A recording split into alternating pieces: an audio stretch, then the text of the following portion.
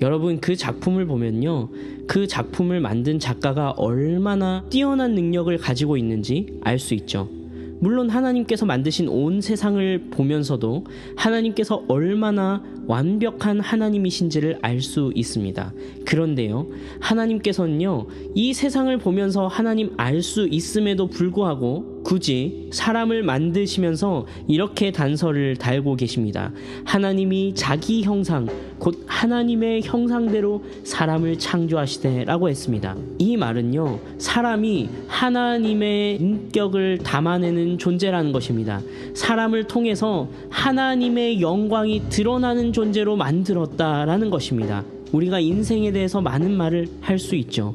그런데요, 그 모든 허무한 말들에도 불구하고 여러분들이 잊지 말아야 할 사실이 있는데, 그건 바로 여러분들이 하나님의 형상이라는 것입니다. 하나님의 영광을 반영할 존재로 만들어졌다라는 거예요. 여러분들은 그냥 살다가 그냥 죽을 그런 존재들이 아니라는 말입니다. 여러분은 하나님을 담아내고 있는 그런 존귀한 존재로 만들어졌다라는 거예요. 동시에 우리가 기억해야 될 사실이 있습니다. 저 사람들도 하나님의 형상이라는 거예요. 여러분, 그런데 우리 주위를 둘러보세요. 소외되고 연약하고 망가져버린 인생이 얼마나 많습니까? 그저 돈이 없고 그저 취업을 못하고 그저 불쌍하고 이런 얘기를 하는 것이 아니에요. 하나님의 영광을 반영하는 것이 상실된 인생들이 너무너무 많다라는 거예요. 그들뿐만입니까? 우리 인생 가운데서도 그것이 발견되는 겁니다. 하나님께서 우리를 새롭게 빚어내시지 않으면 우리의 참된 인간성 회복이라는 것은 기대하기가 어려운 것입니다. 왜냐하면 하나님이 우리를 만드셨기 때문이죠. 우리를 만드신 그분만이 우리를 고치실 수가 있는 것입니다. 그것이 바로 구원입니다. 그래서 구원은 하나님에게만 속한 것입니다.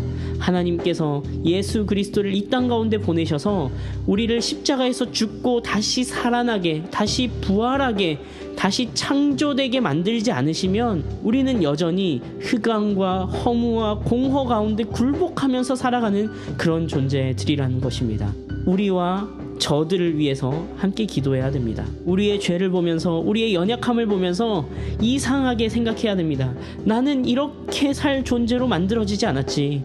나는 그냥 이렇게 살다가 그냥 죽을 존재로 만들어지지 않았지. 내가 돌아가야 할 곳이 있지 라는 것을 생각해야 되는 것입니다. 우리를 만드신 그분께로 돌아갑시다. 우리를 창조하신 그분께로 돌아갑시다. 그분이 우리를 새롭게 창조하시고 고치시고 회복시키실 것입니다.